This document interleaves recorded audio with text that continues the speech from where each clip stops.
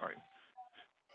Hey, welcome back everyone to the Black Brain Trust. This is Geopolitics, episode 107. Here with my co-facilitator Lionel. Hello, everyone. How you doing today, Mike?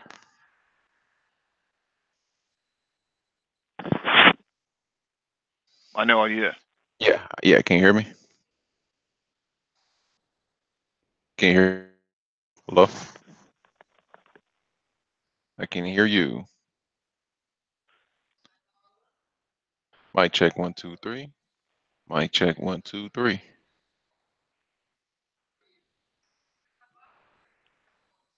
Lionel, can you hear me? Yes. Can you hear me? Hello. I can hear you. I think we have a bad connection. One moment, people.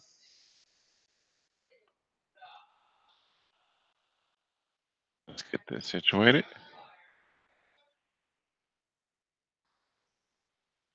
Hope everybody's having a good time. All right. Mike is back. Mic check. Can you hear me? Yeah, can you hear me? Yeah. I could hear you. I don't know if you obviously you didn't hear me. All right. All right, so episode 107, Geopolitics. Let's get started.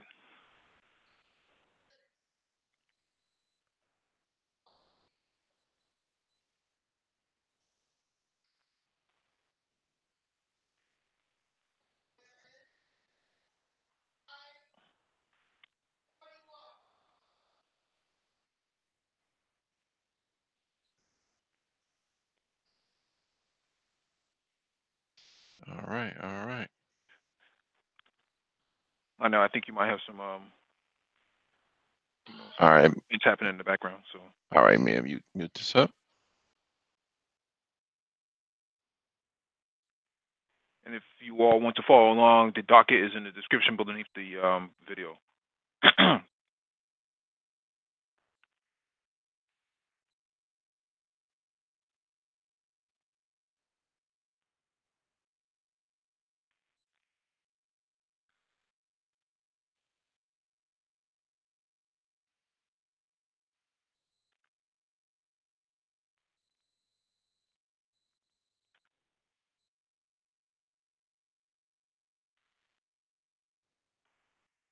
All right, so first on the docket is RT.com.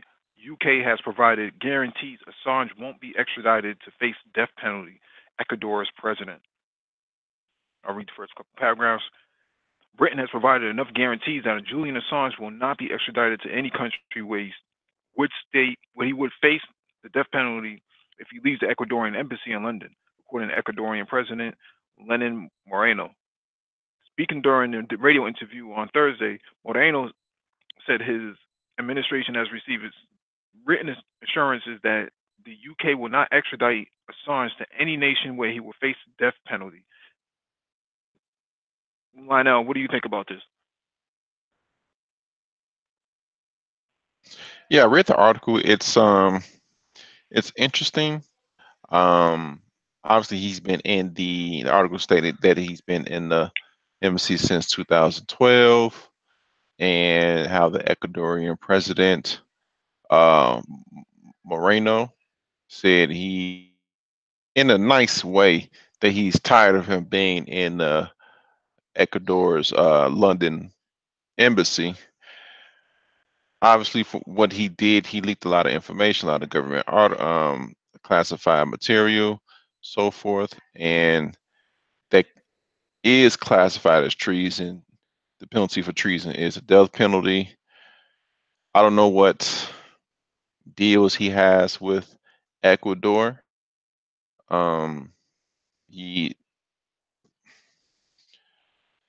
it's good, not good. Well, I don't want to use the word good.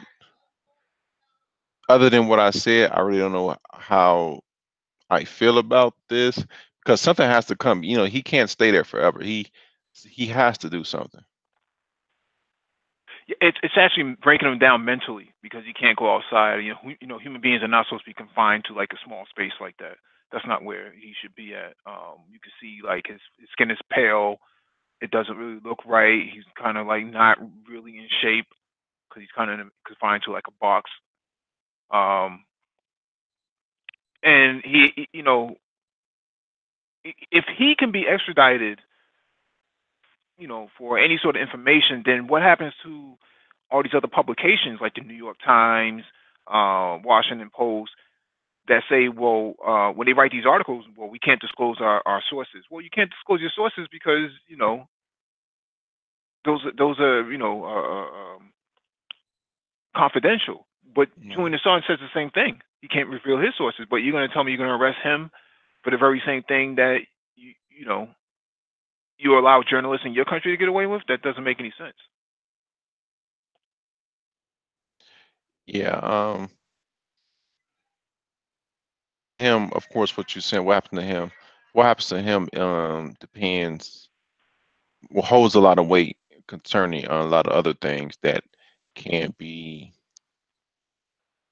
treated the same way that he's treated if he is extradited. London wants a piece of him, but not as much as America. Sweden did want a piece of him, but those charges lapsed. Some do something. Other than that, the article, you can tell he's quirky. He has a cat. He sent this cat away. He sued the Ecuadorian. Now, this what I don't get. In the article, he said he sued the Ecuadorian government, and he's staying in their embassy. Now, albeit he's staying there because he said, "Well, you my basic human rights, blah blah blah." Come on, dude. They allow you to stay in there for 6 years, going on 7 years next year, and you suing them? Come on now. Well, I think he's suing a different government. So the initial government that came in was in full support of him being there, but this new government is basically at the behest of the United States government, the new Okay. Ecuadorian government. So they're very left leaning to the United States, as opposed to the other Ecuadorian government before, who was fully against the United States. Okay, I understand that. Yeah. So I I think he's understand. suing the new government because you don't know what's going to happen. One of these nights he might wake up with a gun in his face because CIA may have come and extracted him out. He can't leave. Well, I mean, if he does leave, where's he going to go? Yeah, the article says lawyer team, they're working on a plan. But yeah, something has to happen. He has to go. Like he's been in there since 2012. Hmm. He's basically in jail. He confined himself to that small place. So, With the succubus.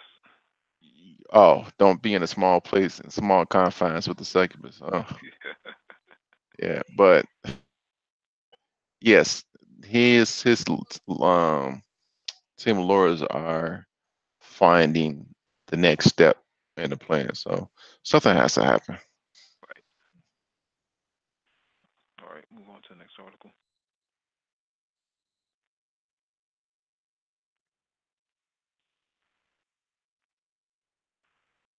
All right. This one is from Press TV. Japan's military wants to buy billions of dollars worth of U.S. arms.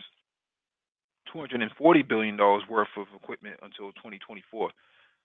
Um, how I see this playing out is that you're going to spend a lot of money on military, um, military arms to do what exactly? You're not at war with anybody, technically. United States. The last time you went to war was with the United States, and they're inside your country, inside your government now. So who are you really arming up for? Their per the video, their thinking was, hey, if we get in good with the United States government by buying a bunch of their military stuff, then they'll spare us from the tariffs that the Trump administration has been putting on all type of other government. It seems like that's their thinking, and you have a point. You're what made you think? Well, what made you choose to buy military um armament, albeit it's expensive. You could buy a lot. They want to buy what 240 billion Hmm. worth. Other countries are buying Russian military armament, so they're saying, okay, their closest mm, people, the closest people they can be in conflict in is China, South Korea, Hmm. Russia as a stretch, but nothing there. China and South Korea. So I just think they are doing this to avoid American tariffs, to align themselves somewhat with America. Hmm. I mean, they do have a military base in Africa, in Djibouti. I think that's the only foreign base for the most part. Um, I can see why they would need to defend their mercantile exports due to piracy, right, in the Horn of Africa. So they could very well have to protect that, but in the long run, you spend all that money on military aid, and yet you're not able to get rid of the occupying power in your own country. I don't know, man. It just doesn't seem to sit too well with me. Yeah, Um, yeah. That base in Djibouti doesn't need $240 billion worth of military armament. It's not that serious. You know that the base they have in Djibouti is mainly for uh mercantile protection. You mhm, know, so it's not that serious, not billions of dollars for serious. But that's what me personally, I just think they're trying to get in good and avoid tariffs. mhm. Yeah, I mean, if they try to counter China, eh, we've covered China many times, and China is a powerhouse, so to speak. Any country that has nuclear arms has a strong military to defend it. North Korea, although they're stuck on the peninsula, they have a pretty strong military. I think their military is like the largest in the world, something like 4 million soldiers.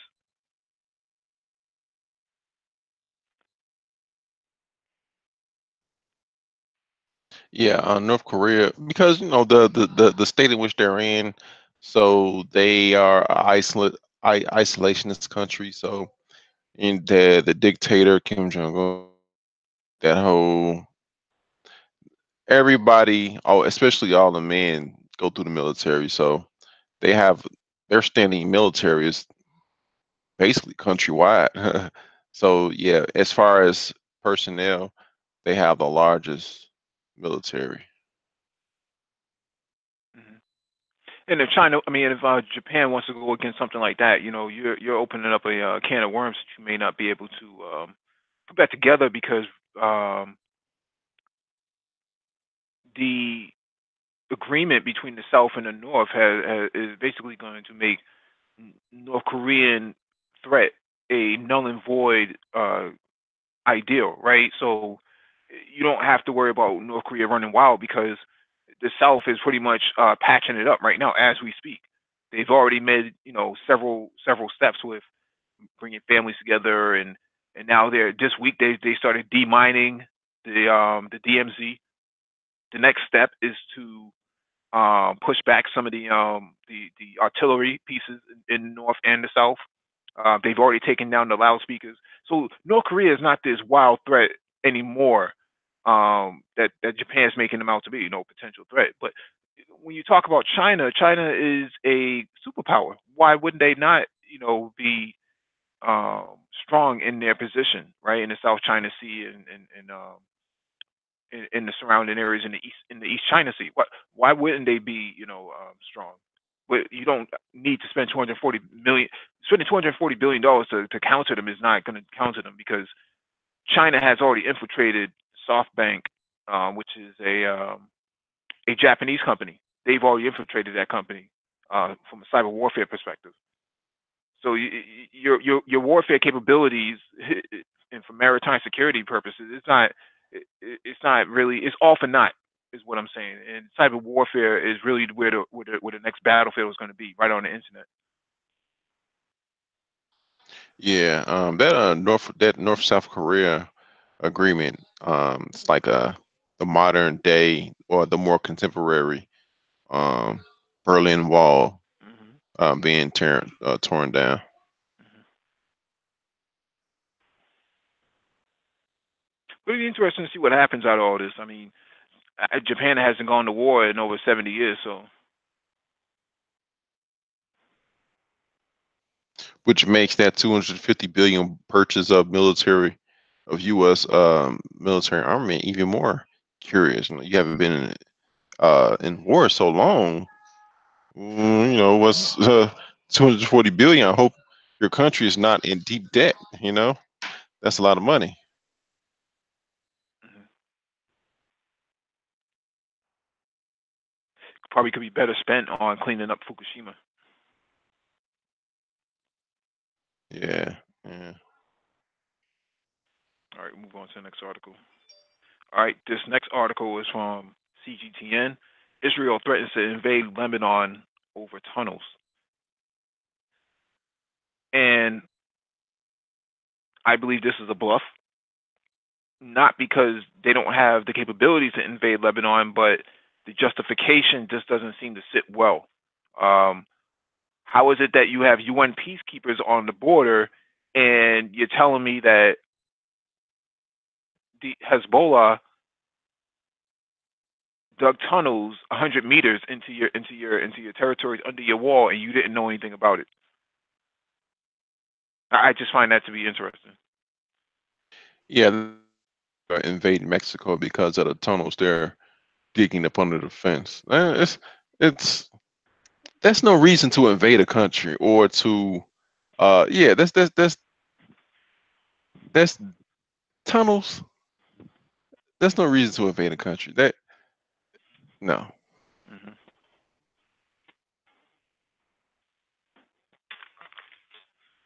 Now, if they did invade the country, what are the consequences? Okay, you take another shot because in 2006 that was a very gruesome war for Israel, and as we saw it play out, they actually lost that war to basically retreat for the most part because their soldiers were retreating because they didn't know what they were going to getting themselves into um, in that war. They had no idea that the resistance of Hezbollah would actually put up a very formidable fight against Israeli soldiers. You know, Israel is supposed to be the strongest military in the Middle East, and yet they were defeated by um, a militia on the ground. Not even a full scale military, but a militia.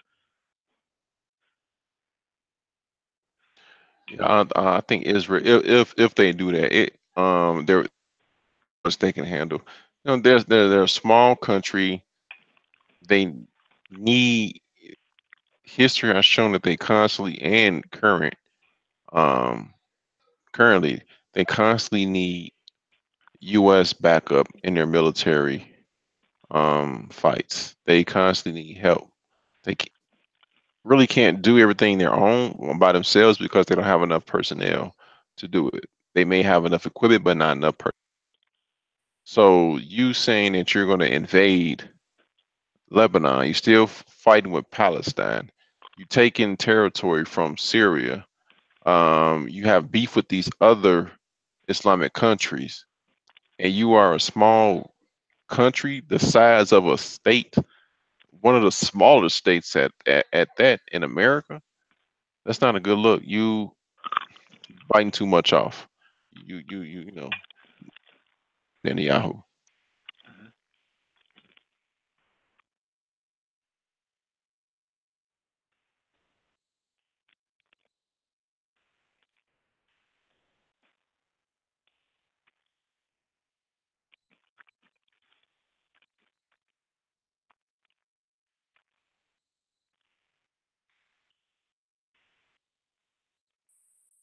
All right, move on to the next article. This one is from Reuters. U.S. cautions Russia against tampering with alleged attack site in Syria. Washington. The U.S. State Department on Friday cautioned Russia and Syria against tampering with the site of suspected chemical attack in Syria's Aleppo last month, adding that it had information indicating that Russian and Syrian personnel were involved in what it called a tear gas attack.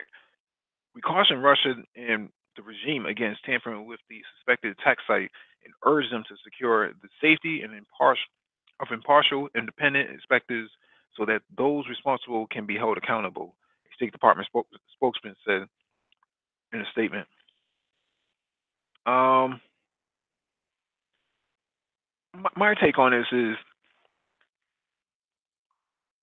why does the United States feel that they can govern, investigations in Syria?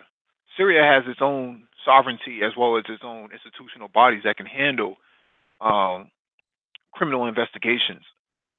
Why do you need anybody, from Washington to actually go in there, or Langley for that matter, to go in there and determine what happens on the ground? Now let's reverse this. What if the Russians said? What if Moscow said, we want a further investigation on police shootings in the United States against black men? Hmm. You think they would America, get that kind of cooperation? America will say, "Mind your own business, Russia. Hmm. You have no jurisdiction over here, Putin." Now, logically, just on the basis of logic, it's obvious that don't tamper with a site that needs to be investigated. Now, United States does have a bad getting in people's business, especially that when those people are on the other hemisphere, different hemisphere of the planet. America is by its own words or de facto words, the police of the planet. So that's the role that they're with Washington.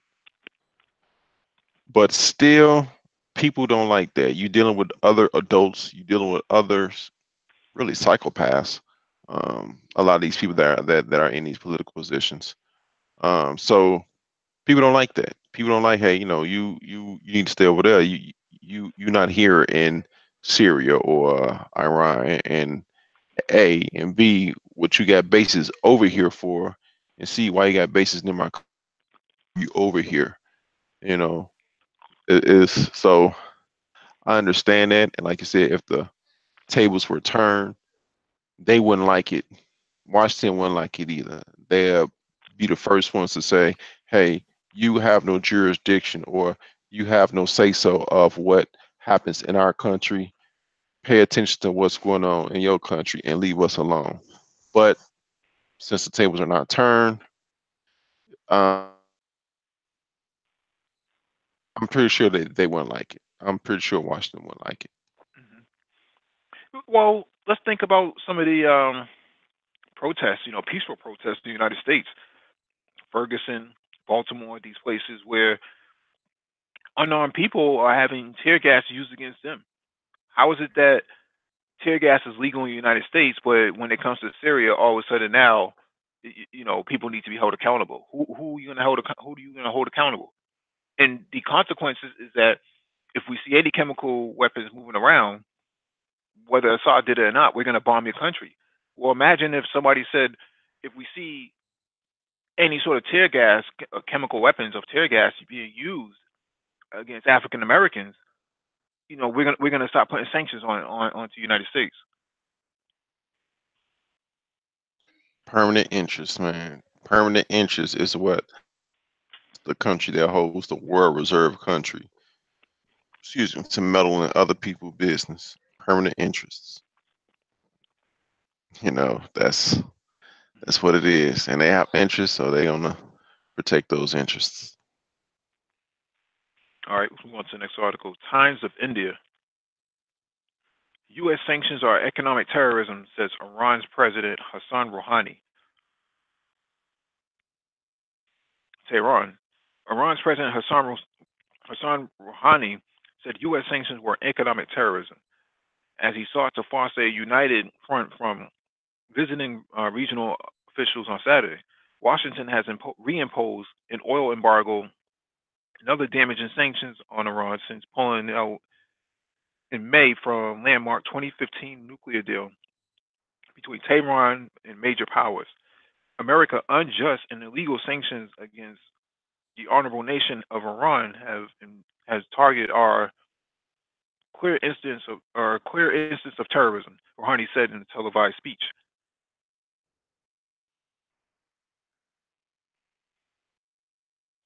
When they impose sanctions on Iran, they deprive us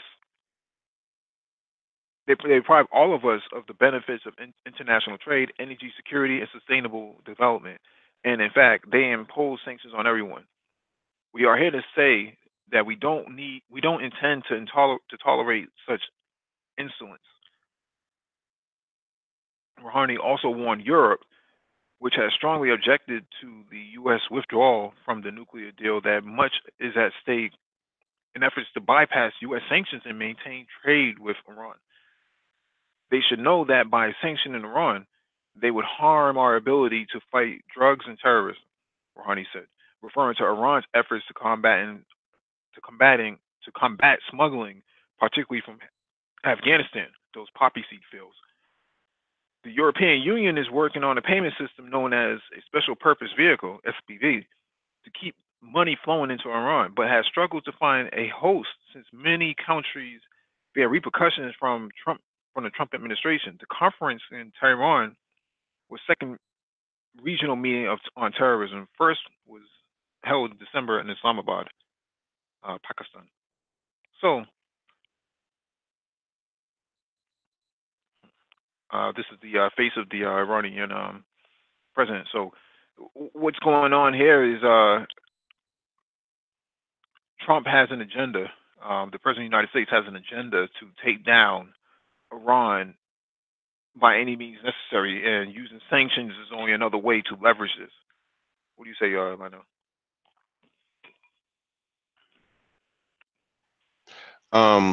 The Iranian president, the things he said pertain to other countries. How he was saying not if, when American sanctions Russia, we all feel it in other countries that are around Iran.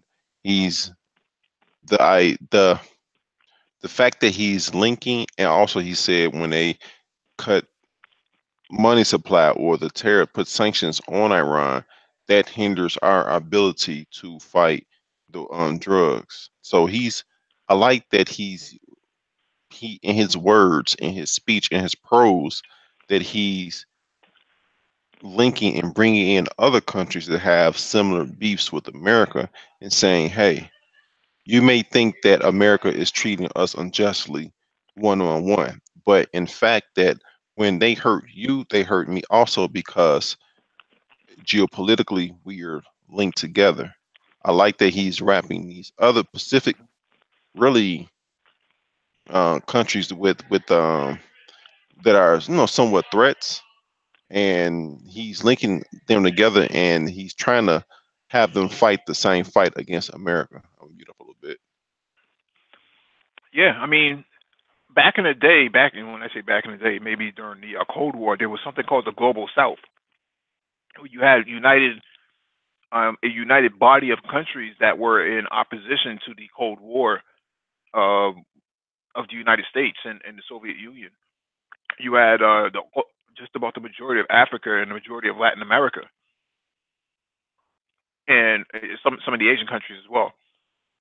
And they stood strong, and that's how they were able to defeat a lot of colonialism in Africa. I think the new colonialism now is coming from the United States as opposed to Europe, and you're starting to see some shift in power between what the Europeans were doing long ago and what the Russians were accused of doing with the Soviet Union. and now you're starting to see United States impose the dollar on everybody and weaponize it against countries that don't play well with them. So now you're seeing all these other countries who are victims of the weaponization of the dollar actually take a harder stance because they can. Before 35, 40 years ago, they didn't have the military power that that they do now. So now what you're starting to see, um, why spend so much research and development on countering countering the big military like the United States when we can just share that with each other. You know, Iran, Russia, China, Pakistan, Afghanistan, all working together. Um, It's almost like Turkey a too. co-op. Yeah, Co-op against absolutely. America. I don't know if America could survive a fight on in that house, in that region. Nah, because the different militaries would be stretched too thin. They don't. They is we in the past we read about reports how they're finding difficulty staffing the military, and they lowered their some of their requirements. America don't have the personnel to fight those different type of fights against the countries that you spoke about. It's not gonna happen. Hmm.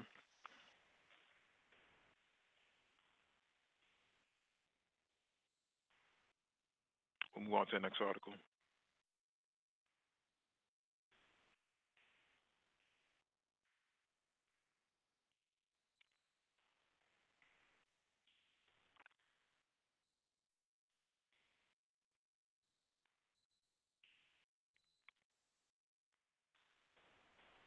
This one is from Press TV. Tehran hosts regional anti-terror conference. Um, you have a number of states that decided to join um, Tehran in an anti-terror conference. I think we just kind of discussed this on the last article that you have Iran, Russia, China, Pakistan, Afghanistan. Um, if I remember correctly, I think Iraq might have been there too. But you have seven bodies, seven states representing a coalition to stand up against pale-skinned European blue-eyed hegemony. What's your take on this, Lionel? Well, like we pointed out in the last one, they are teaming up. They have a common goal in mind. Um, in their eyes, they have a common enemy, and they are pulling their weight together. It's almost like I forgot the name. One of them cartoon figures that together we're weak, but well, individually we're weak, but together they're strong enough. They're superpower strong enough, and they are superpower strong linked together. Hmm. It's a number of countries. A number of these countries have their act together, if you will. So they're pulling their powers together and say, hey, we don't want to trade via the American dollar. We don't want your army here in our country. We're fine with how and how we're doing. We spoke about Iran so many times and the sanctions that Iran has had on them now and in the past, and they're still not a of Venezuela, where their economy and people eating out the garbage. It's not like that in other countries around Iran, like Iraq and other countries. So they have their stuff together on many levels. So they're pulling their power together. They're putting their weight together and said, no, we're fighting against America in some type of way, in many type of ways, really. Yeah, it's a good strategy. I wish African Americans could think the same way. Yeah, they would. We would have to team with all everybody in the country. Um, Haitians, Jamaicans, people in the Caribbean, really Afro Caribbeans. Don't mean to pick. each one out individually, but Afro Caribbeans just to Mhm. have a stronger block, even Afro Canadians. Well, if I remember correctly, Marcus Garvey was responsible for putting something together back in what, the 1920s, 1930s. Yeah, 1914. Mm-hmm. He came here because he wanted to meet. He admired what Booker also T. someone yeah, Booker T. Washington did, but by the time he came to America, Booker T died, and he actually modeled the UNIA ACL after what Booker T was doing down in the southern states. So yeah, he did a magnificent job here in America by galvanizing.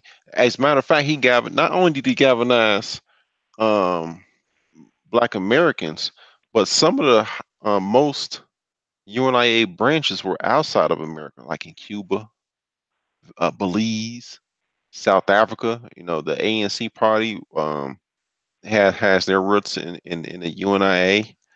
So, and there were chapters on Africa. So Mm-hmm. he galvanized the world African peoples like never before. Mm-hmm.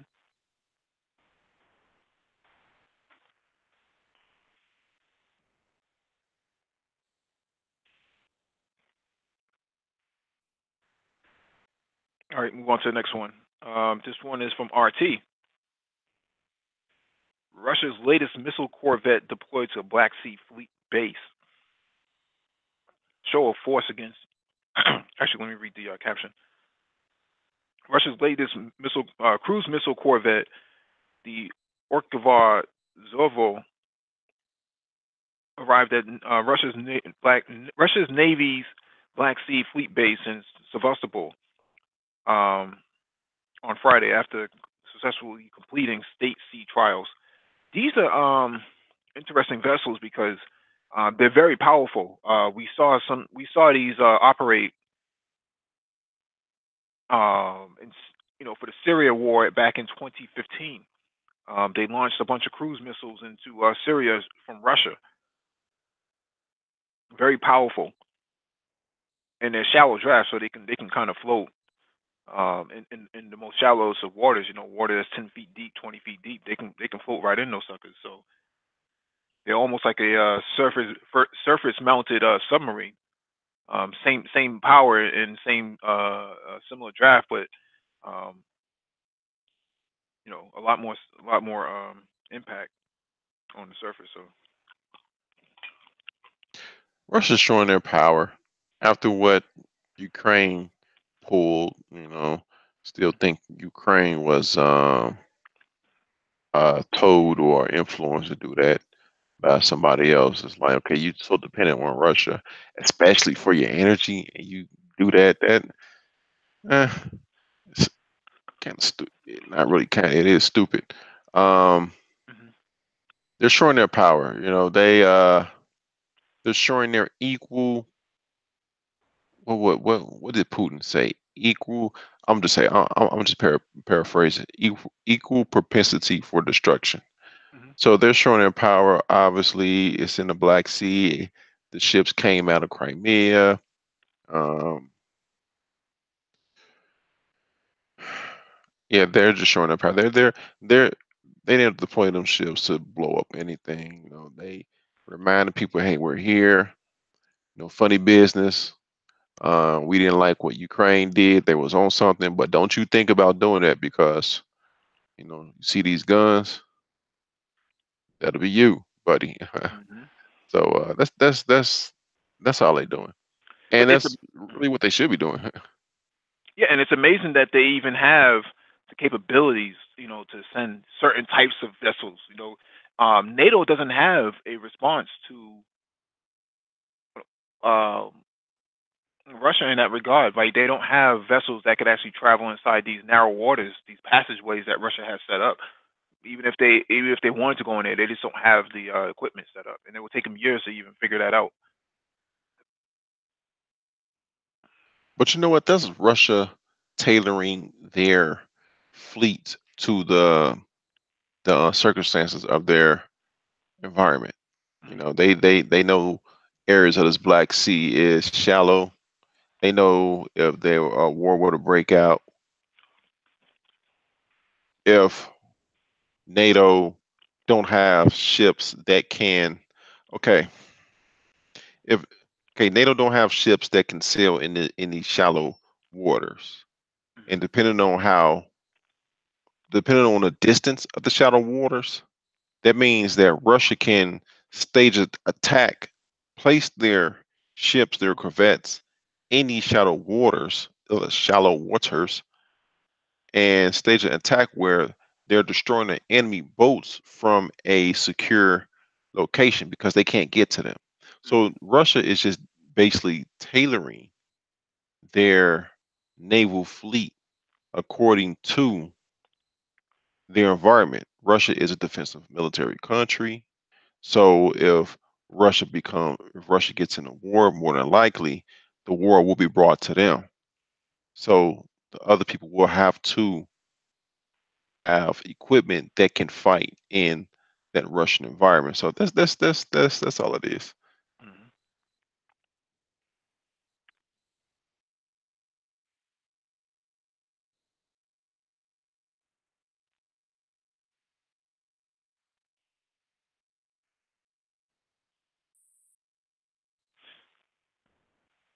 All right, let's move on to the next article.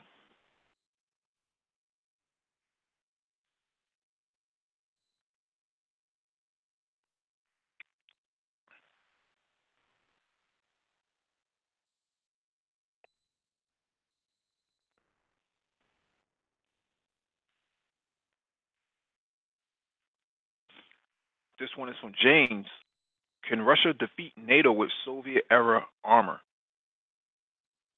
This is very interesting because we talk about military hardware. We cover Russia hardware almost exclusively here. Um, we've covered other types of military hardware. And what's interesting is that Russia hasn't really made too many changes when there's Soviet era hardware, and they're still able to match up equally, if not better, than NATO. So a confrontation between the two powers would actually be would not actually be in the favor of NATO, if that makes any sense. I mean, I know NATO has all these different militaries and states and governments and so on and so forth partaking in the buildup of NATO assets, but the problem is all of that hardware that they have is not directly capable of taking down a Russian contingency. What I like in this video was the tank. It was going across the river. One of them went under the water, came up, had trees and everything stuck to it. But the fact that it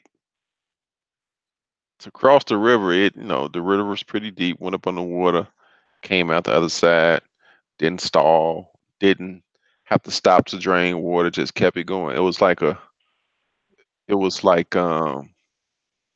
AK-47 Hmm. type of tank, it's pretty cool. Hmm.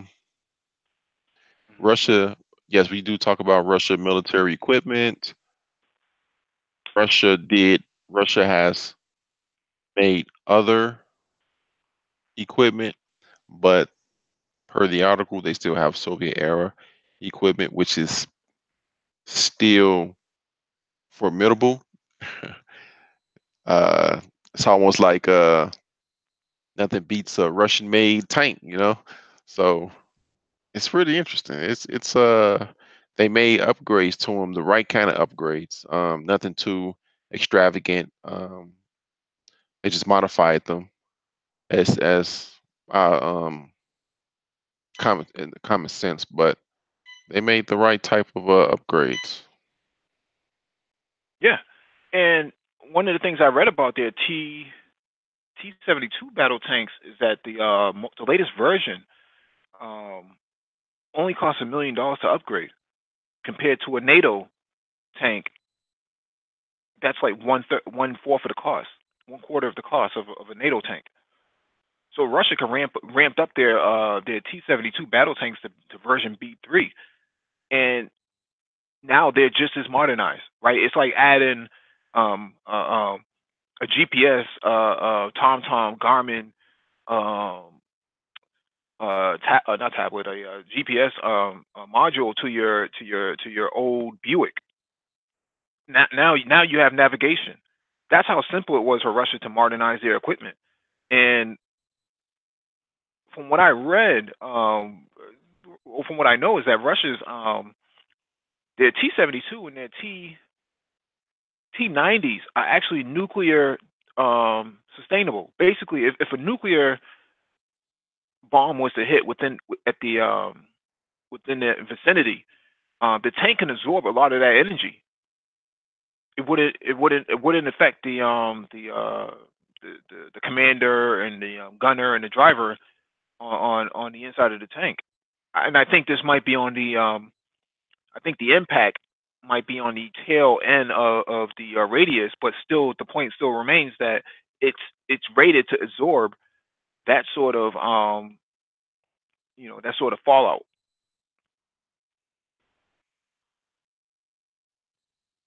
I think C Boogie was an army guy, so he might know more about what American tanks are capable of taking. But from the Russian side, the Russians have already committed that their tanks are capable in comparison to that of the Americans, and a lot of their tanks are actually being used in Syria right now. They have one that's called the Terminator, which is a new piece of equipment that hasn't even been used by the Russians yet, but it's being used in Syria right now.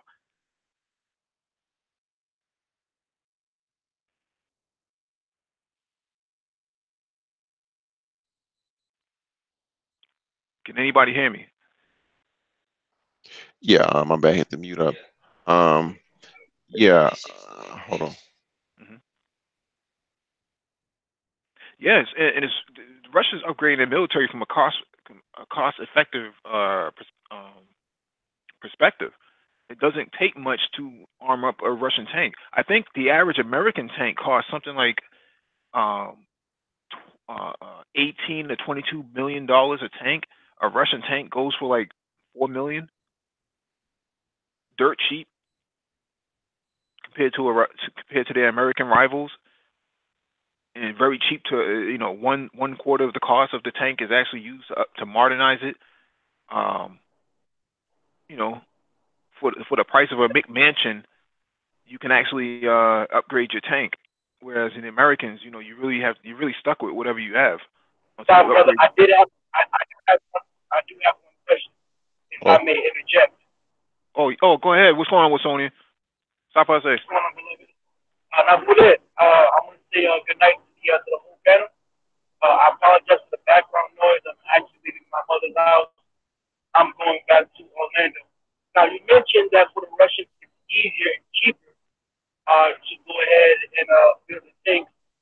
From the outside looking in, do you think it might have to do with perhaps cross technology between the Russians and the Chinese, or at the very least, cheaper to manufacture certain parts that's going to translate into power price of things?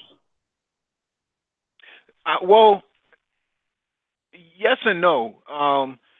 Russia's tanks actually are modular, so they're like Legos. So when they need to upgrade something, they can just basically pull it out and then it's plug and play. Whereas the American tanks are not really like that, or American hardware is usually not hard like that either. Once you need an upgrade, you got to either tear that sucker all the way down to the bare bone, or you just got to replace it altogether. So I think Russia understood when building out their hardware that it had to be compatible with future upgrades. Now the Americans tried something before called FCV or FCA, Future Combat Army or something to that effect, and that was expensive. They tried that in 2001 to 2009, and they had to scrap the whole entire plan. They spent billions of dollars on this, and it still didn't work. Whereas the Russians, they figured this out from the design stages that it has to be upgradable. That's why the T-72 battle tank and the even in Syria, the tank that they're using is a T-55. This is what the Syrians are still using. A T-55 was designed back in the that was back during the Korean War, maybe the Vietnam War, at best. And yeah, and that tank is still running to this very day, and they're still using it to defend their country. I mean, the Russians don't use it, but the Syrians do. Now, can I transpose the engineering business model to the MiG fighter? And the reason why I ask, because I'm going to assume that most of us know, at least financial black hole, that the F-35, if I'm not mistaken, is basically causing not only for the United States but for the UK as well. So I believe they're one of the not only the largest purchaser, but they're also they put in a certain amount of foreign development costs. And from what I understand from a military perspective, it seems that F-35, again, correct me if I'm mistaken from my concern, but they want it to be, it's, from an engineering perspective, it's not, I can't say it's not feasible, but basically it hasn't panned out exactly how they like. So I'm asking myself, the way that they approach the tank is it perhaps the same way that they approach the big fighter, because I'm reading articles, I'm seeing videos in which people are giving the claims to the MiG fighters, but not so much for the F-35s. Right. And I think the difference between your American counterparts and your Russian is that America has a military industrial complex that is it needs to be constantly fed. So they need to keep making new products, and they have to keep replacing those products as well, right? So there's an urgency. There's an urgency that the F-35, right? They put all this billions of dollars into it, and it still doesn't work, or at least not efficiently like a Russian jet does.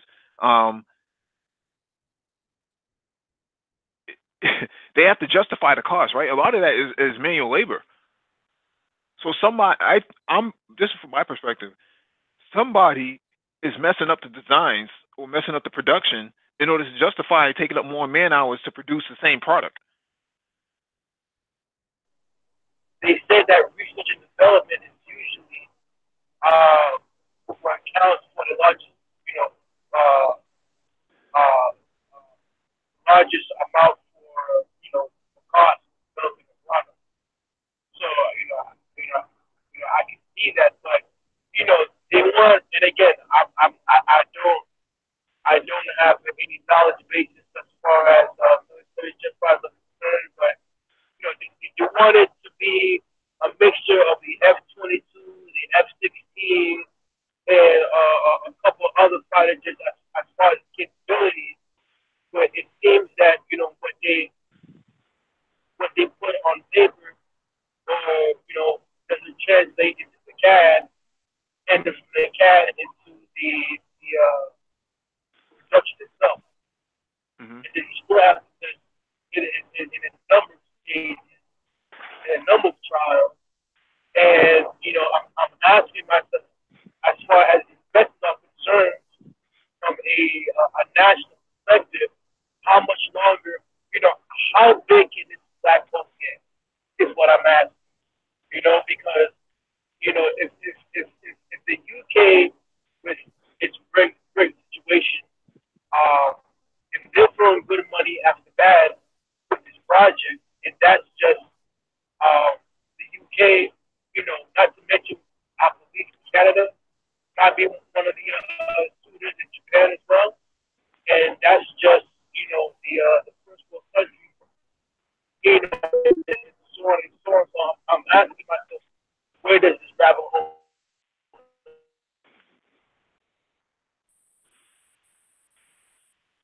That's interesting. Yes, it's an interesting question. I think that it's a complex issue for the U.S. As opposed to the Russians, right? The Russians only have to depend on themselves. They can't really outsource their stuff. Can't outsource their manufacturing and production and design.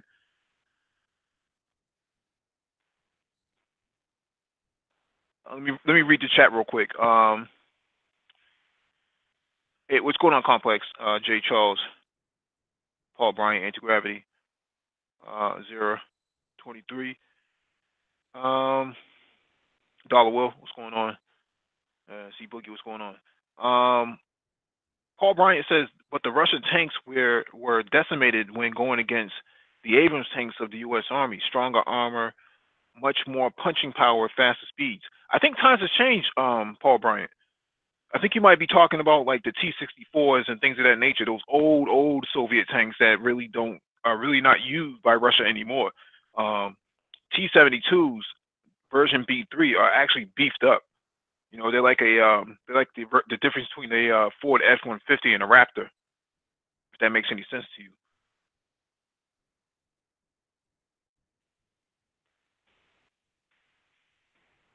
I know you have anything you want to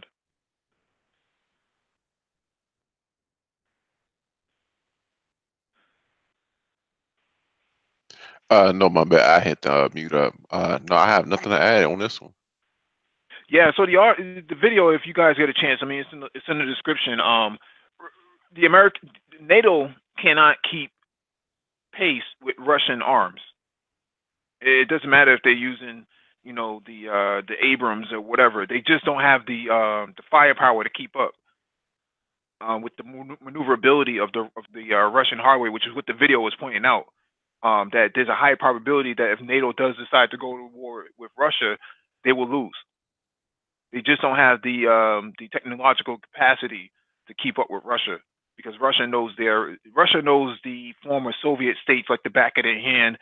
They're all mapped out. There's little stashes of military hardware, tanks and artillery pieces all set up where, in case there is a conflict, they can have a swift attack take place by soldiers on foot and within small pace small vehicles, T-14s and these BMPs with loaded up artillery on it. So they can pretty much have a swift victory if NATO does not play their hands very well. And when you take into consideration that a lot of these other countries that are non-NATO members, they may not play too well with NATO if there is a conflict. NATO could very well lose a huge fight because if the fight does come, Poland will be the first ones to be decimated by the Russians. And then you take into consideration they'll walk right through the Ukraine. The Ukraine won't even flinch or blink an eye at the Russians. Then take into consideration Latvia and Estonia, they're not ready for a conflict. They're junior varsity at this point. They're not ready for the big league. So all those small NATO states that are butting up against Russia's borders, they'll be the first ones decimated. Do you really think that the French, the British, and the Germans are going to come to the defense of Eastern European countries? I don't think so. They can barely handle yellow vest protesters inside Paris. You really think they want to go against Russian hardware and soldiers on the ground? I don't think so.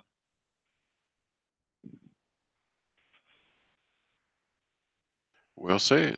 Well said.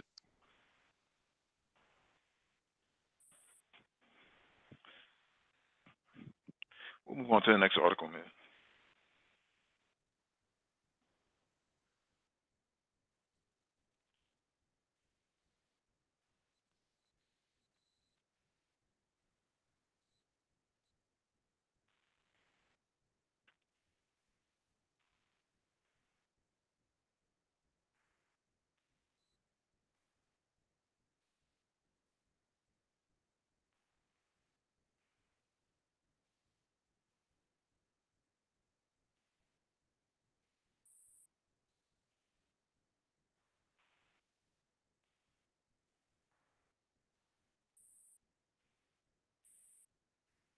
All right, this one's from RT.com. China, we won't tolerate U.S. warships in our territorial waters. Um, China's feeling like Kenneth Thomas. You know, you can get these hands. Basically, China is not taking, any punches back, or they're not holding any punches back. They're basically letting the United States know that if you get anywhere within our vicinity without our permission, we will take you out. We will ram your warship and we will sink it if we have to. You haven't heard China talk like this before. Before they were just very passive aggressive. Building reefs. On building an island on reefs in the South China Sea. But now you're starting to hear them say, "We'll just take out your warships if we have to." Mino, what's your take on this? This is good stuff. This is good stuff because that the South China Sea was mainly about free trade passage. Well, not free trade, but trade passage.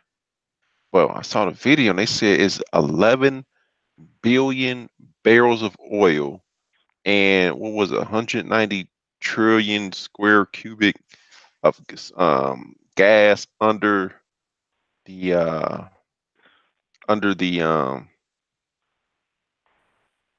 this is man this forget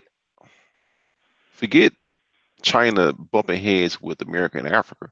They're gonna bump heads with America in the South China Sea.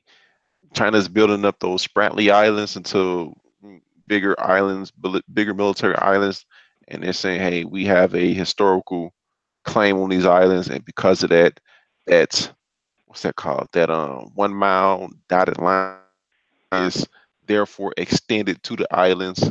So they want all that resources under the sea.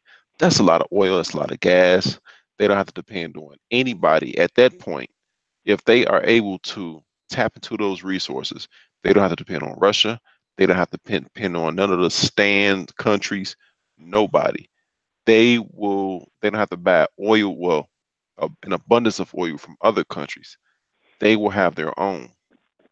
So I know a few months ago they made deals with the Philippines and other countries that claim part of the South China Sea. But this is about resources, and also this is about having America stop meddling in their affairs with sending warships through the South China Sea.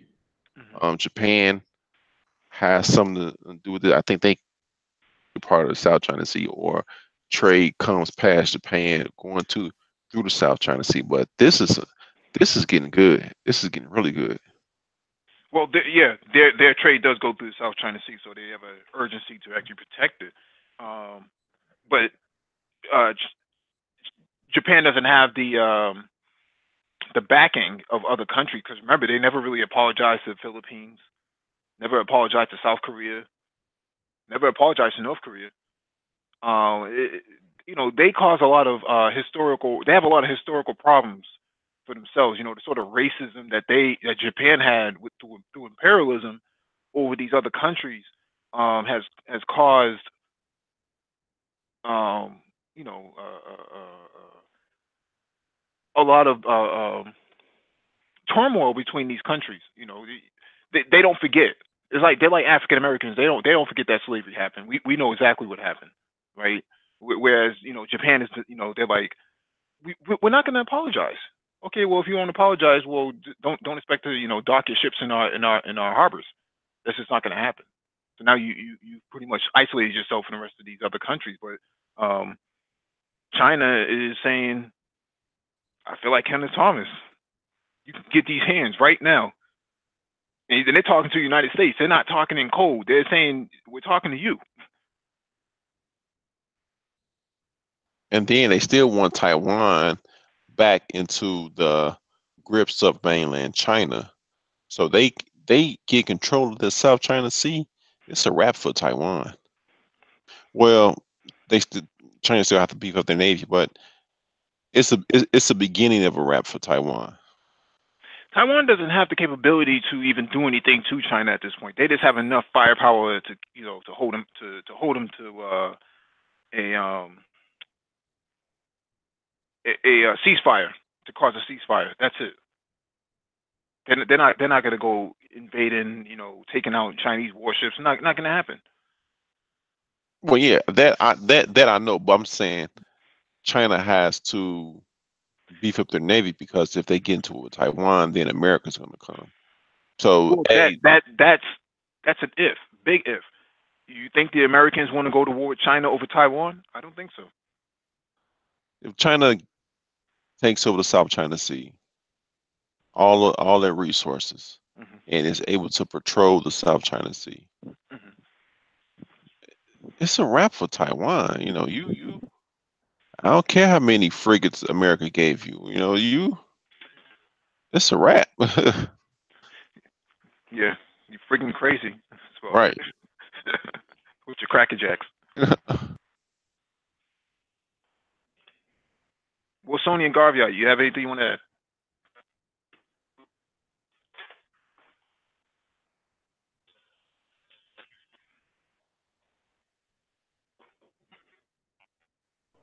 I I'm sorry, think. I'm driving. So that. Go ahead. I don't have anything pertinent. Again, everything that I have in mind is nothing more than a conjecture. I asked myself, if, uh, if Taiwan goes, how many dominoes will fall after? Are the Philippines, South Korea, Japan, if those fall, okay, now for example, right? If Taiwan, if if the resources are, are extracted and they're refined, Taiwan goes under. From that point on, does Japan uh, realize that that its military there has to go from being a defense to the actual military? Because once the resources come into play, we're not only talking about what that can do for China as far as the economy is concerned, but also the application as well, whether it be manufacturing, development, or anything of that sort. So if Taiwan's the first one to go under, even with the ceasefire, from that point on, there's already a wide national in Japan. Japan say, you know what, fuck all this shit. United States and Europe have a bad tendency of kind of honoring their treaties, so we don't honor ours. We have no choice but to switch from a defense force to an actual military to stop. If Samoa can't stop China, and South Korea can barely stop North Korea, it seems to me that logically we're going to be the ones that we can do that. I'm speaking out the Japanese, so now we see the defense over to an actual military. But am I reading too much into the weeds? Am I reading too much into there? Am I too many steps ahead in the wrong direction? I don't know. All right. Yeah, and final piece is that China is actually ordering all its citizens to destroy iPhones and iPads. If you have one, get rid of it. This is war. Back in the summertime, Turkey did the same thing. President Erdogan told everybody to get rid of their iPhones, and you saw everybody in the streets destroying their iPhones. This is war.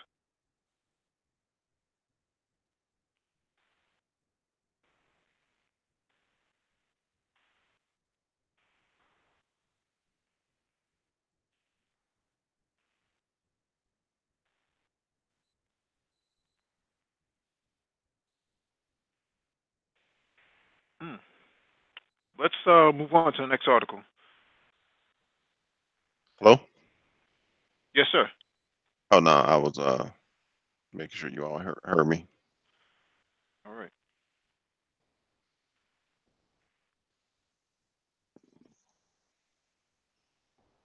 China.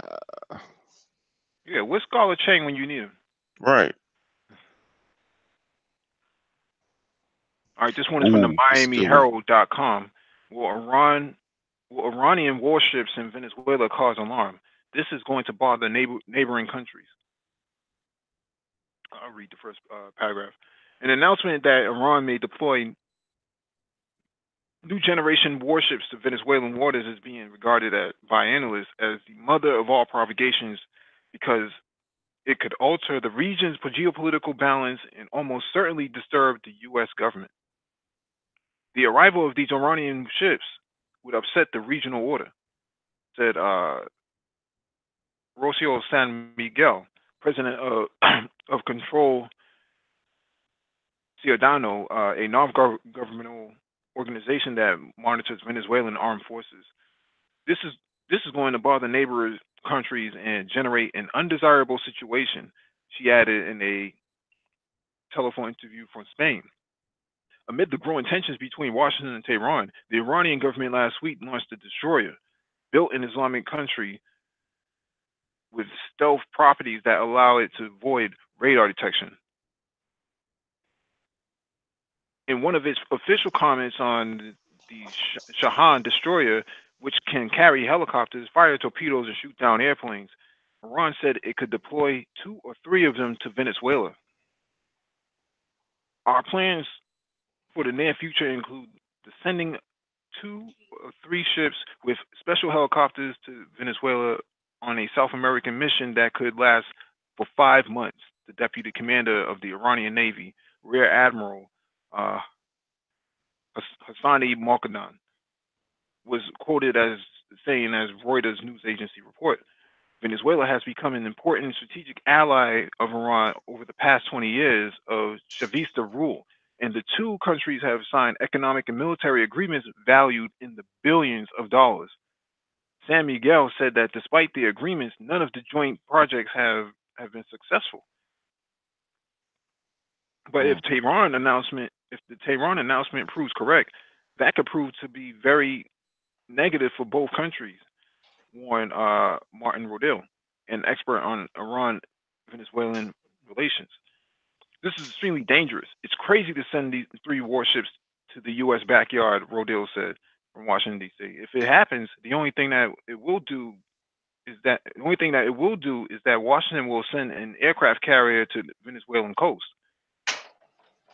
Iran today is the most critical point of U.S. foreign policy. It's one of the issues that President Donald Trump has spent the most time on, and sending those ships would be a provocation the administration could not ignore. Trump withdrew the United States from international accords signed by the Obama administration to contain Iran's nuclear programs and has reintroduced economic sanctions on Tehran. Trump argued that the accord has grave errors because it did not halt Iran's deployment of ballistic missiles. Despite warnings from Washington that Iran continues to be a danger to the Western world, the Nicolas Maduro regime in Caracas has continued to maintain warm relations with Tehran. The relationship on top of Tehran's relationship with Havana, Moscow, and more recently Istanbul has been generating fears in Venezuela, especially because of the growing tensions between the countries and the United States. The opposition Grand National Alliance has alleged that Maduro is willing to create an international crisis if needed to strengthen his relationship with those countries at a time when the rest of the international community has been denouncing his regime for human rights violations, rarely seen levels of corruption and destruction of Venezuelan democracy. These actions, which are part of a script written in Cuba, would be designed to create an international conflict with the goal of keeping Maduro in power after January 10th, when his presidential term is supposed to expire. In exchange for handing control of our national territory to Russia, China, Cuba, Iran, and other countries, the alliance said in communique. Maduro knows he's concerned the U.S. government and the president-elect of Brazil, Bolsonaro, have clearly said that they will act to reestablish democracy in Venezuela. The foreign minister of Chile announced publicly that several nations will end their recognition of the Venezuelan regime starting January 10th. It added, more and more evidence turns up about the gross corruption among leaders and allies of the Chavista revolution, and Maduro suffered a humiliating defeat during his recent visit to Mexico. What do you guys think about this one? Okay, my question for you is, what's the point of Iran sending of their warships to Venezuela? What's the purpose? They have a military-to-military agreement. Okay, that military agreement. Okay. They've always been in Venezuela, at least since Chavez took power, and they set up cyber warfare capabilities inside Venezuela. So they've jammed CIA capabilities from their satellites from Venezuela. So they're known for their military tactics inside South America, as well as Hezbollah, who's in Lebanon, also has stake inside Venezuela and Brazil. So Okay.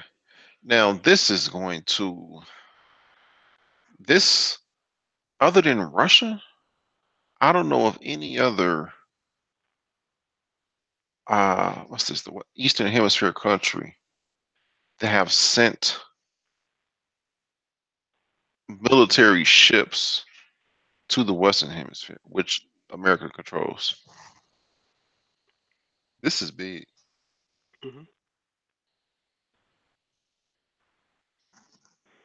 now, if you would have stayed in Florida a little bit longer, you would have been able to see those warships pass down there.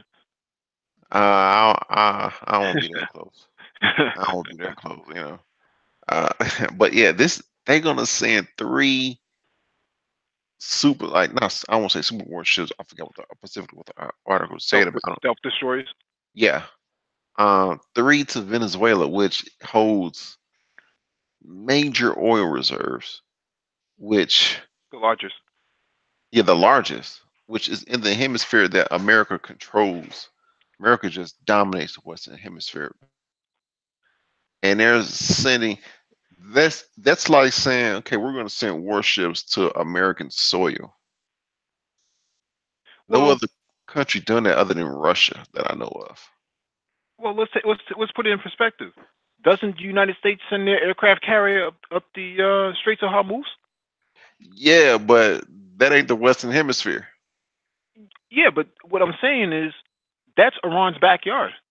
Yeah, it That's is. their It is. territory. So if what's good for the goose has to be good for the gander, or what's good for the pale skin has to be good for the brown skin.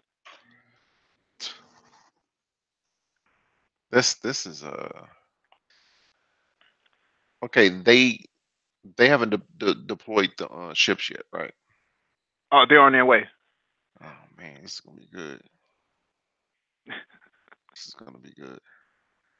Hmm. Yeah, Venezuela is, per other articles that we're going to touch on. Venezuela is inviting Eastern Hemisphere countries to set up military shop in Venezuela. Hmm. Oh yeah, oh yeah. This is gonna be good. Well, Sony and Gavier, can you please chime in? Oh, he gone. Okay. Oh, hey, Paul, what's going on? Hey man, how are you guys? Lionel, Oh, Mike. good, brother. Yourself. I'm good, sir. Jump right in. Oh, Yeah. okay. Yeah, man. Man, you know what? I don't know, man. Maybe I've been looking at this thing sideways or a bit differently, but yo, it's really starting to seem as if America and China are really engaged in a new Cold War, Hmm. because it really looks like they're really staging proxy battles against each other, and it's as if they've already started.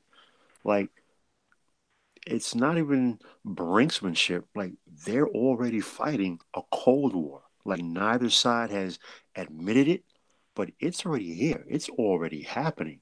I mean, this is monumental, and I don't really think I'm overstating exactly what Lionel said. No foreign power has sent warships here with an aggressive footing since the Cuban Missile Crisis. And it's not so much for direct confrontation again between America and China. It's a Cold War. It really is a Cold War, and it's like the tools are differently. Like they're actually they have a new they have fresh battlegrounds that America and the Soviets didn't have. Finance, blockchain, things of that nature. So it's really interesting to see how all of this is going to play out. Hmm. Yeah, there's a lot of moving pieces going on in Latin America right now. You got Nicaragua, you got Cuba, you got Jamaica. Um, Chinese have docked their warships inside Dominican Republic recently this summer for the first time. Um, Costa Rica, rumors of China and Mexico forming an agreement to put a naval base inside the bottom of Mexico. Are you serious? Yeah, this is real time stuff. We covered this. You also have Russia sending T-90 battle tanks or T-72 battle tanks to Nicaragua. About 100 of them. That's a small country. Think of New York with tanks all over the place. There's a tank on. Exactly. Yeah, it's insane, right? But that's what they're up against now. Now they're talking about make fighter jets, make 29 fighter jets to Nicaragua. So Exactly. Colombia has 5,000 troops on the border of Venezuela ready to go in. Brazil has said they're sending their troops to the Amazonian troops up to Venezuela's border. So 5,000 of them. You know, there's another potential game changer that I don't think anyone's even talked about yet. China is building two aircraft carriers. They already have one that was a 80s conversion that they bought from the Soviets, but they're building two brand new from the ground up aircraft carriers. When they're completed and they finish their sea trials and they get commissioned, China will be able to do the same thing that America does. All of this is, I don't know, man. We're absolutely living in some interesting times, man. Things are really moving fast. Yeah. Let me jump to the next article real quick. Yeah.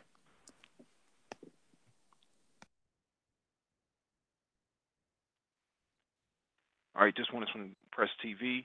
China urges Canada to immediately release the Huawei CFO, Chief Financial Officer. My take on this is that John Bolton, who is a national security advisor to Donald Trump, President of the United States, did this behind Trump's back. They were shaking hands with Chinese president and delegation down at the G20, and as soon as the Chinese got on their flight, the China delegation got on their flight to go back to China, they arrested this woman. So while they're shaking their hand, in good faith for 90-day delay on tariffs, they also snatched somebody's daughter, high up in the Chinese in the Chinese monarchy. Not a wise move. And what I would say to this is that it's one thing for the Saudis to kill Khashoggi. But when you stop playing with people's daughters, that's that's a shot across the bow. What do you guys think? Yeah, especially that Canada has something to do with it. It it shows that part shows Canada's weakness. Hmm.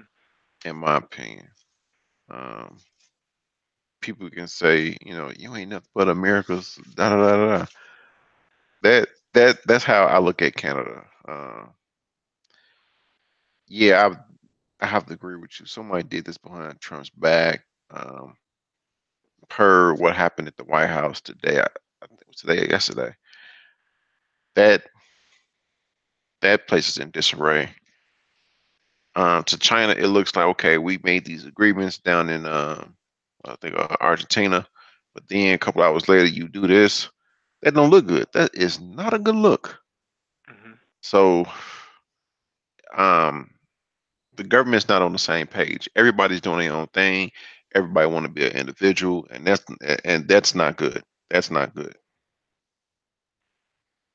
Yeah, Trump is basically outsourcing his his foreign policy and national security to somebody who's basically a lunatic, basically a psychopath for the most part. You can tell by the way he shifts his glasses around when he's in interviews or when he feels uncomfortable.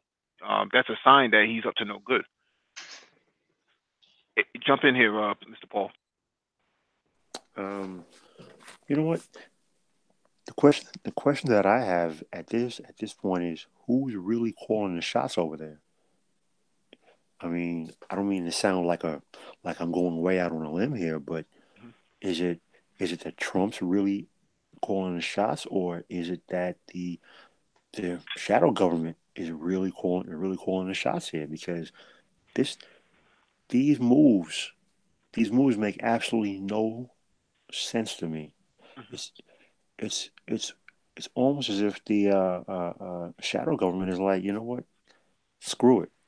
We've put in place the person who we want to place. Now we're going to do what we want to do. And consequences be damned. We're America. This is what we want. We're going to throw our weight around. China is going to get on board, and they're going to follow our script. Mhm. Again, maybe I'm way off base with that, but this is it's sheer insanity. It's sheer insanity. Mhm. You're basically begging. You're begging for some kind of a negative response from China at this point. Well, what China? All right, the backstory for people listening to this is that allegedly this woman was involved in a subsidiary that was doing business with Iran during the sanctions in before 2015, back in 2011. So that's what they're arresting her on. So they're saying that she violated the sanctions, and for that reason she needs to be arrested. But you can't arrest her in Canada and then extradite her back to the United States. Are you crazy? If that's the case, what happens to all these other Paul, these other business executives that fly in and out of China? What about the guy who runs Tesla, Elon Musk? What happens when he goes to China and he wants to do a deal? They might lock his ass up too. exactly, exactly. So it's no sense. I don't honestly. I'm still trying to wrap my head around the fact of how the U.S. basically told China arrest this person for us because we want him arrested. How does that work? Mhm. Yeah, and Jedi Focus in the chat basically says, kind of sums it up. Trump said we could use this young lady as a bargaining chip. That's someone's daughter you're playing games with, and he's still alive. Exactly. Yeah, dude, Kidnapping people like this is not it's not a game, man. You're playing with the Chinese. They're a superpower. They're a nuclear power. dude. As you know what? Listen, Hmm. everything else aside, as a parent, as a parent, dude, when you mess with my baby girl, I will kill you for my baby girl. Mm-hmm. Okay, everything else goes out the window. All rational thought goes out the window. Mm-hmm. I really can't add anything more to what you just said. You're playing with someone's daughter, with someone's Mm-hmm. child. Mm-hmm. Yes, they're an adult, but still, that's someone's child. Well, we know Ivanka Trump has been in and out of Asia, right? At least at the beginning of the administration, she was, peddling her brand. I think she has divorced herself from the brand now. But what happens when she goes into some part of Asia when they decide that the Chinese decide, well, we're going to arrest her too? Mm. Hello. We'll take Ivanka Trump, thank you very much, and put her inside of one of these dirty Chinese jails. No soup for you. Nah, you can't be making those references, man. Why? You can't be making those references. Why? You don't like the show, man. You can't be making those references. Well, But our Chinese counterpart is not here to speak on behalf of the Communist Party. So, yeah, wait. Time this out. outline. It is. Go ahead. It isn't black enough. As black men, you can only talk about black shows. Don't talk about the white stuff. okay. Jokes. Yeah, what they did was out of line, all the way out of line, all the way around. but they're also sending a message that anybody who they feel like locking up, whether it's national or international, they'll come get you. But wasn't there a agreement that business persons were outside the scope of political disagreements? Not necessarily. So low-ranking people, it's not uncommon that they'll arrest low-ranking people. Maybe a cybersecurity guy or some project manager or something like that worked on a specific project in regards to violation of sanctions. That's not uncommon that they'll squeeze somebody like that at the bottom end. But this is Huawei is a state-run company by the Chinese. Hmm. They are to China um what Lockheed would be to the United States government, or what NASA would be to the United States government. They're an Really? agency. Yeah, they're that close in relationship. Really?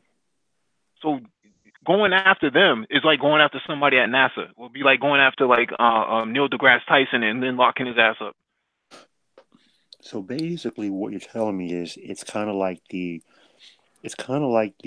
gentleman's agreement that every every nation's intelligence agency has. Basically, I'll spy against you, you'll spy against me. Like you can attack my assets, I can attack your assets, but you can't attack my agents directly, and I won't attack your agents directly. So basically, the U.S. kind of violated that gentleman's agreement that they that they all have. Yeah, for the most part, especially with a woman. It's one thing to go after a man. That's fair game. But to go after a woman, that's pretty crazy because, um, like I said, anybody could be on the table right now. Right, which And they have all of this documentation on these on all these individuals. And this is I want to make this point real quick. I don't care how many times you try to change your name on YouTube or Google and your emails and all that stuff and change your avatars. They know who you are. They know where you're going. They track everything. Everything. This woman did what they're accusing this woman of goes back almost 6 or 7 years before Trump even thought about running for president. So they kept a long laundry list on everybody who does business and transactions within the United States and their allied partners. right. They know exactly who you are. So I laugh when black people come on here and they try to troll people or they try to change up their emails and change up their avatars. People know who you are. If they want to come get you, they'll come get you. Mike, I'm laughing, but I'm gonna leave. I'm gonna leave that. I'm gonna leave that one alone for a second. But um, We'll move on to the next article. yeah. Well, this one was from CNBC.com. The page is not found. The article was in reference to the Chinese retaliating by arresting a Canadian diplomat inside China last night. Yeah, I read that article. I just looked. I saw the link was broken out, and I looked it up. Basically retaliation, like the title said, just basic retaliation. Nothing special. The article didn't state why, um, specific reasons, or if he violated any laws or anything. Um, just basic retaliation. Well, he did violate some laws. He operated the International Contingency Group (ICG), that's considered to be in violation of Chinese policy, state laws and policy. So he's no longer with. I think he was no longer with them at the time of arrest. But if he was with them for what they're accusing him of, then he's on the hook too. I don't think China's going to. I don't think the Canadians are going to send any warships to come and get this guy through the Pacific. I don't know, man. I just think that Canada got themselves in a bit of a pickle, because Canada is supposed to be this country that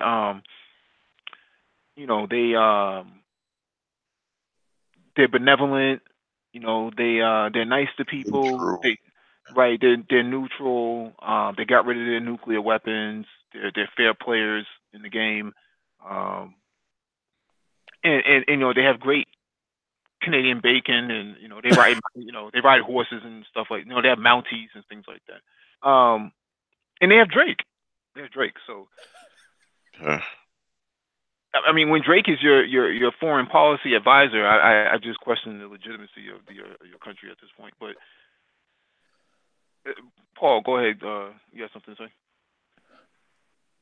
Not much, bro. Well, once Foreign Minister Drake gets back from his international peace mission, it's basic retaliation, and I don't know what Canada was thinking when they arrested that company executive. You know, a lot of moving parts. A lot of moving parts. I really don't know what to make of any of this. To be quite honest. Mhm. Twitter figures turn to trigger figures. We'll see what Oh my happens. goodness. On the mean streets of YouTube. hmm Let's get to the last one. Russian Tu-160 bombers land in Venezuela.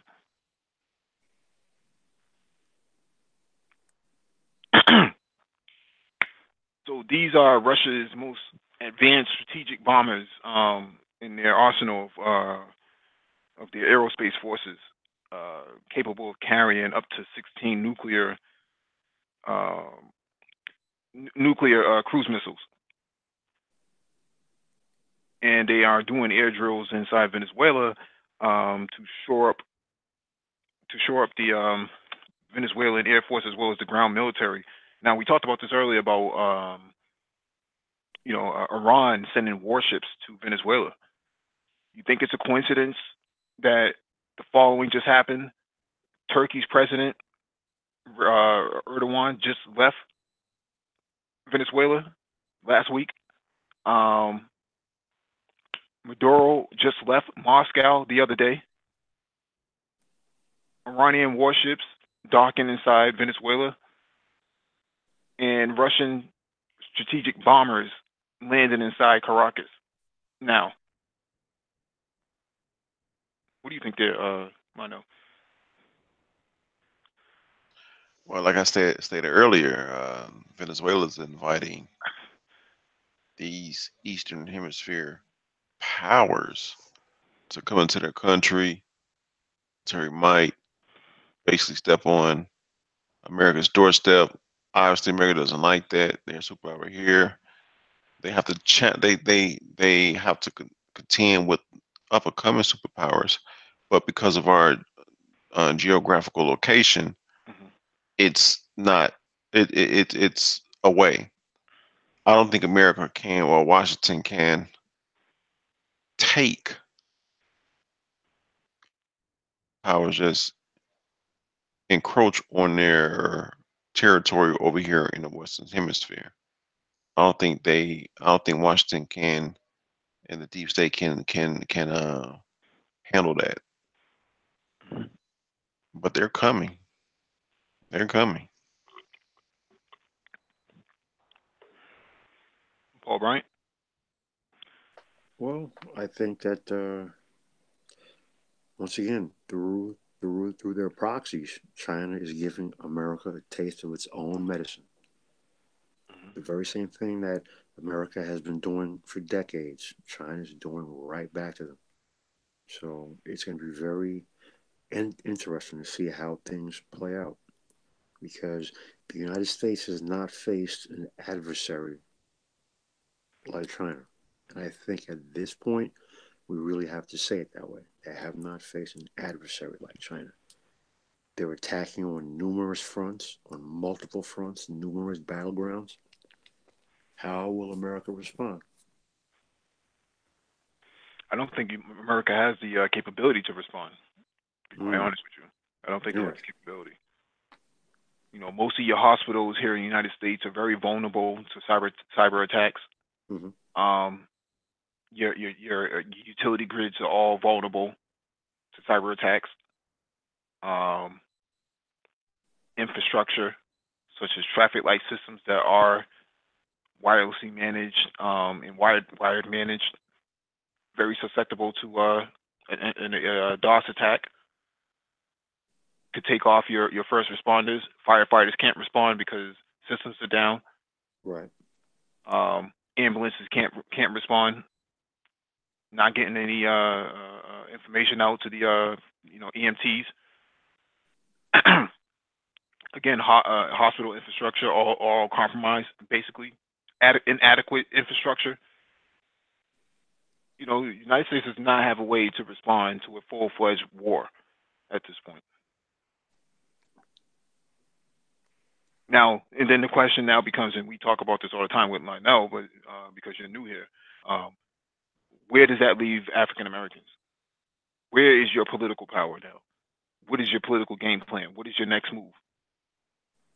Well, there is no political power.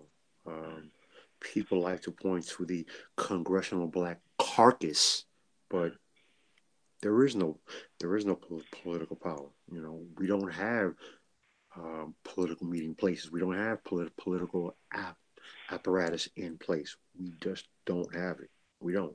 As much as black people like to think that we do, we don't. You know, we're still stuck on party loyalty and party lines.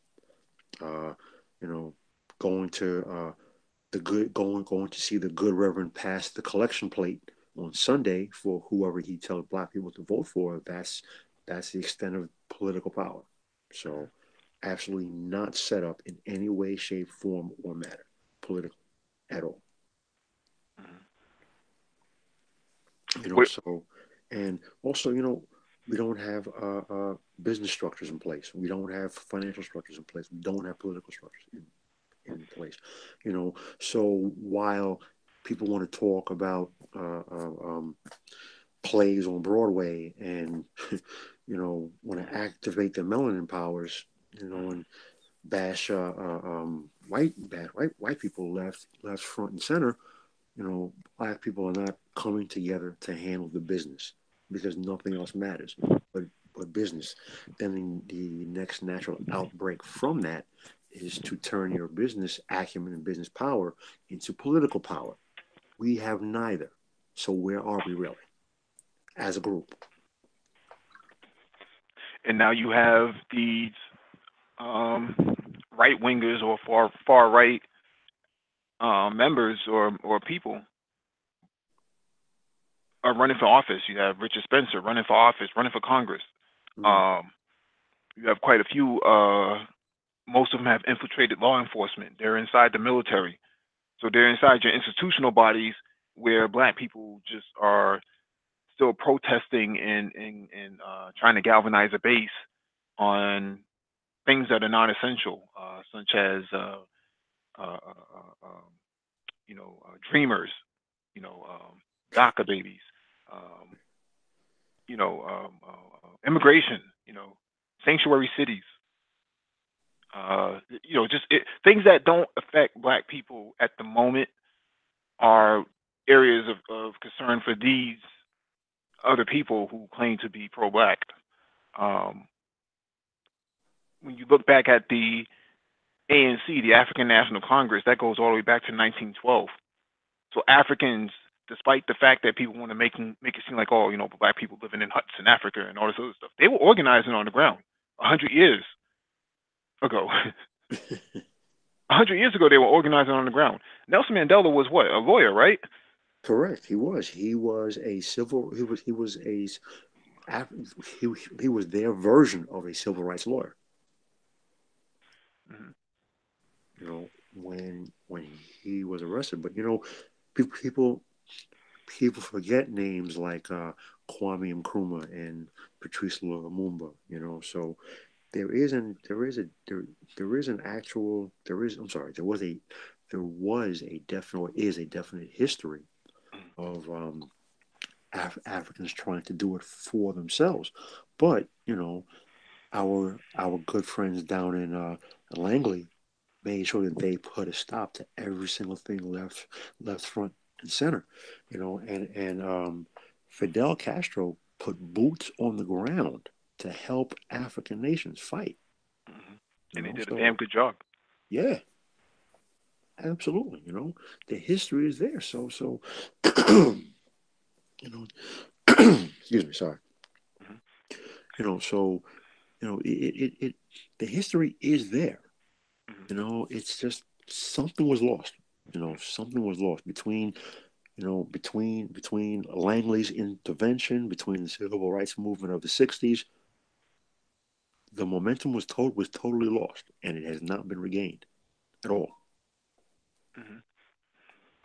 Yeah, I think Cuba was able to take down quite a few militaries in Africa and the Middle East. I mean, a lot of people don't know listening to this, but they played a major role in Egypt and in Syria during the '73 war. Yes, absolutely.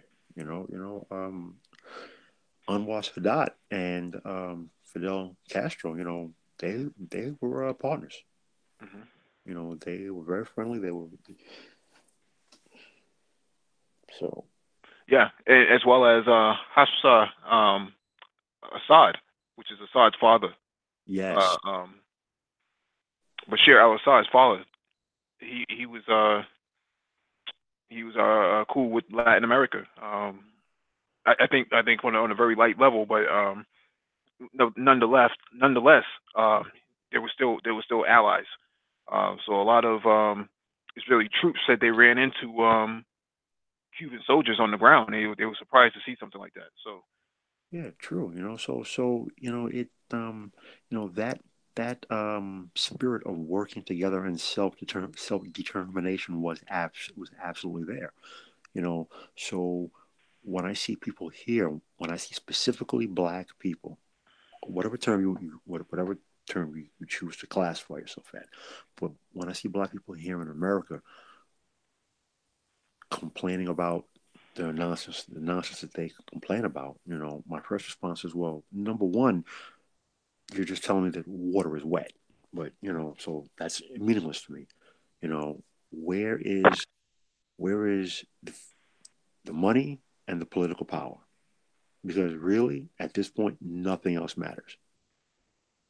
So it's about those who are of the mind, come together as far as business wise, because it has to start there. Politics follows money. It doesn't work the other way around, at least not historically. Okay, it has to start there. But you know, and black people don't have any international allies. I mean, as much as we talk about Africa, most black people have no interest in going to Africa, or they won't be going there anytime soon. So you don't even have anybody on the ground that you can actually buddy up with. If things get too hot over here, you can't. There's nowhere for you to go. I watched Gerald Horn, who was a professor of University of Texas, I think, or University of Houston. Um, and he said a number of times that he doesn't understand why black people don't have not made an alliance with the Venezuelans on the ground in Latin America. He's saying that there's a strong black contingency down there. I mean, they speak Spanish, but there's a strong black contingency down there, pro-black one. Bro, I have been saying that. Honestly, I have been saying that for 20 years. I have been saying that for 20 years. Why don't black people in this country team up with the Venezuelans? Okay. Try to get something going again with Cuba. Okay. And do business here. Build that up. Build a financial power base. And then begin to make your move and try to link up and do something over in Africa. Black people love to talk about Africa, but you know what? The fact is, listen, most of them probably wouldn't even know where Africa is if Shaka Zulu himself gave them a map. All right, Hoteps wouldn't know where to find Egypt or Kemet if Pharaoh himself gave them a map. That's first. They don't. They don't. They don't. Then you know what? Also, you know what? Black people love to talk about Africa. There's 54 sovereign nations. Which nation? Which nation are you in, or do you have an interest in? Which language do you speak? Who do you know over there? So, since you don't, how about doing this? How about starting here first and doing business here first? Again, bringing it back to what I just said. Build up your business and financial base here. Once you do that, politics always follows the money. Because politics is nothing but an extension and a continuation of business. Western politics also then leads to war, because war is nothing but a continuation and extension of politics. But, I digress. You're right, and black people don't have a foreign policy. Their foreign policy should be alliances with those who have their best interests, and and unfortunately, we get bogged down with divisive dialogue and conversation that's not conducive to a prosperous, more progressive outlook and outcome. You hear it all over the manosphere, but even on the ground, you do see people just having random conversations about Starbucks, what happened in Starbucks, or not being able to shop at Walmart and things like that. And it's like, I just, it's crazy because we're in a first world country, but we don't have a first world mindset. No, we don't, and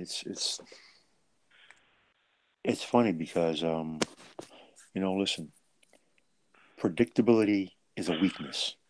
Okay.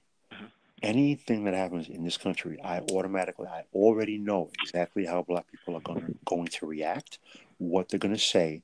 And I also know that 7 to 10 days after, they're going to totally forget everything that happened because we're so episodic. Okay. And these conversations that are of no meaning and are of no importance, whether it be the endless YouTube videos after video after video with I wasn't planning to make a video on this, but I wasn't going to talk about this, but here I am making a video anyway about something that's of no consequence and of absolutely no importance. Really quick, I think about something that I saw way back in way back. It was in '97 or '98, and anyway, there was a conference of some filmmakers, and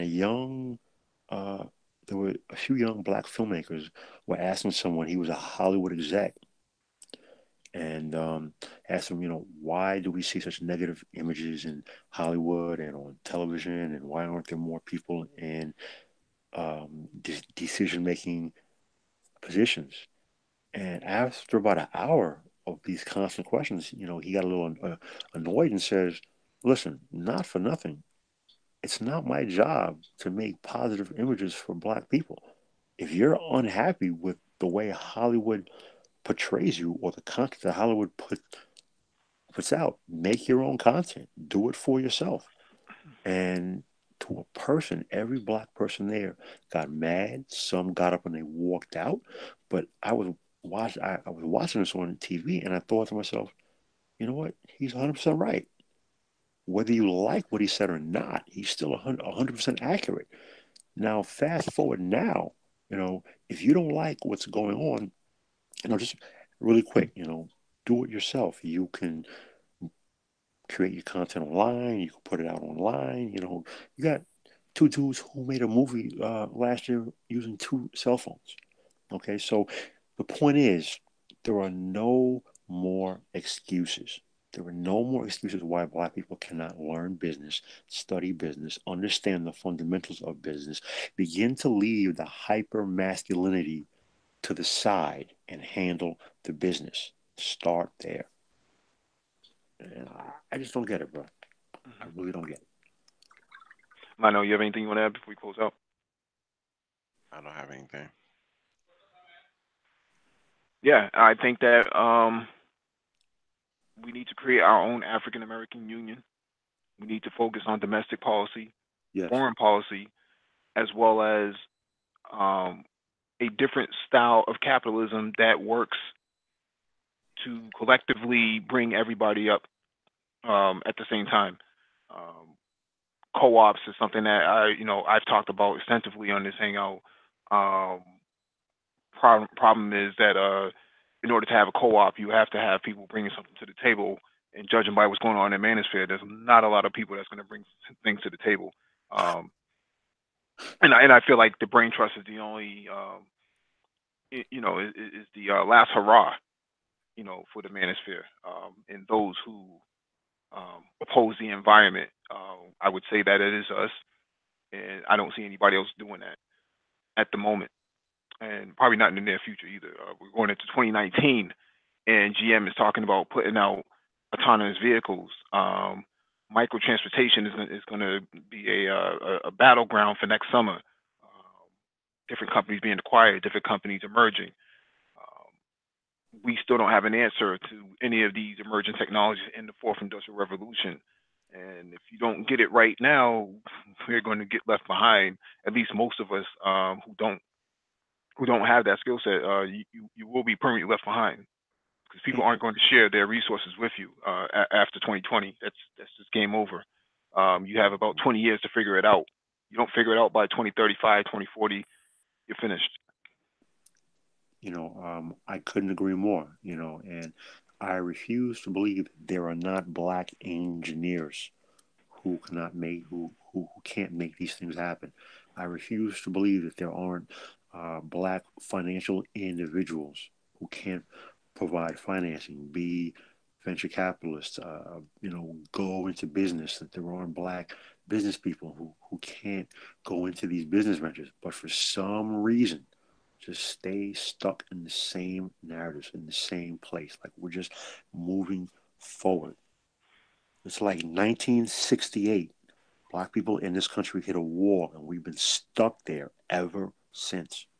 And you're 100% right, man. This world, people have to say it's changing. It's not changing. It's changed. Everything's about technology. Everything is about technology. It's moving faster than it ever has before. And if you do not have the ability to adapt to it, or in some way, any of the ancillaries to it, then you're just done. You're finished. It's a wrap. Yeah, no way to compete. And you don't have your own currency, but the objective is to use the strongest currency available, which is the U.S. dollar. Funny, I was going to say the strongest currency is in intellectual currency, but yeah, you're right. You're right. Yeah. I agree with you. Yeah, at least on the international stage, you got to do business on with e-commerce. So Correct. yeah. All right, thank you all for joining us. We'll be back on Friday for economics, episode 108, And then we have our cybersecurity hangout on Saturday, which is episode 109.